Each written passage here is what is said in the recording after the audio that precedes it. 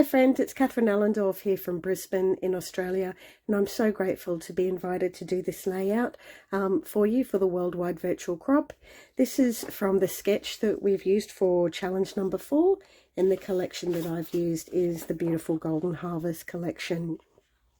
So we don't really get autumn here in Australia so much, so I thought the sketch was perfect for my friend's daughter's beautiful country wedding. So I'm just going to show you how I've created the sketch, just using a couple of techniques here. So it's just basically 3 horizontal lines. It's quite a simple sketch, and you can make it as beautiful as you like.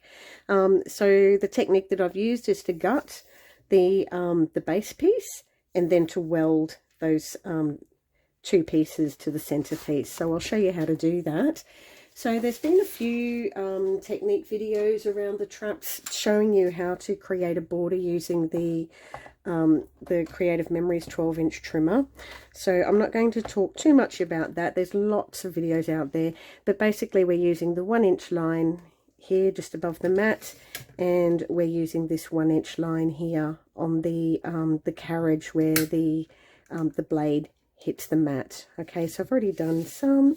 So we just line our paper up to the 1-inch mark, and then we set our carriage to 1 inch in from the edge, carry it along, and then stop here 1 inch in from the edge. So I've already made some of my cuts, and you can see that creates this frame that we're going to use as our base piece. Alright, so I've already pre-cut my other pieces. So we'll keep that later on. You can use that for photo mats or for another layout.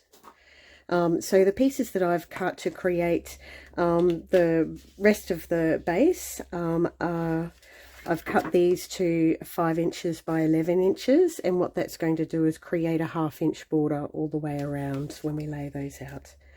Okay, so they go on like that, and then this piece is just 2 inches by 11 inches, and that goes across the center there like that.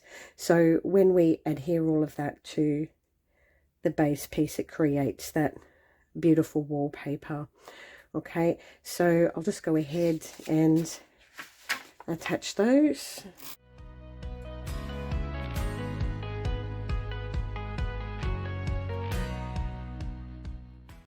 Using the Creative Memories repositionable tape here to do this, and I find that to be absolutely amazing because I make mistakes so often.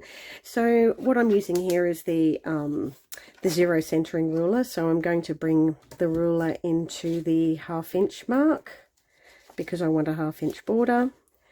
So I'm just going to line that up at 1/2 inch in from the side here and line it up top and bottom, and then I'm going to be able to bring my piece, the bottom piece, 1/2 inch up from the end, and just line that up and pop that down, and then I'll do the same with the top. We'll bring that in at 1/2 inch, line that up, and we know that everything's beautifully centered, and then we can attach our centerpiece. Okay, so again, this is 2 inches, so I'm going to use my 0 center and line that up at 1 inch on either side of the 0, and I know that that piece is going to be exactly in the middle of the page. Obviously, depending on your photos and your layout, you might want to make that higher or lower, completely up to you. These are the measurements that I've used. So what we're going to do is just turn this over, and then I'm going to grab another 12 by 11 inch piece and just pop some tape on this one, and this is called a weld. Okay, and if I line that up inch here and then pop that down, okay, and that's created a weld, and that gives your page a whole lot of stability. Okay, and the beauty of this technique is that if you use pocket pages, you'll actually have a double-sided layout there, and if you pop that into your pocket page, you could put photos on this side and photos on this side, and you've straight away got 2 pages done in your album. All right, so the remainder of this is simply a matter of laying out your photos onto the page. So I have used 5" by 4" photos here. These are 2.5" by 3.5".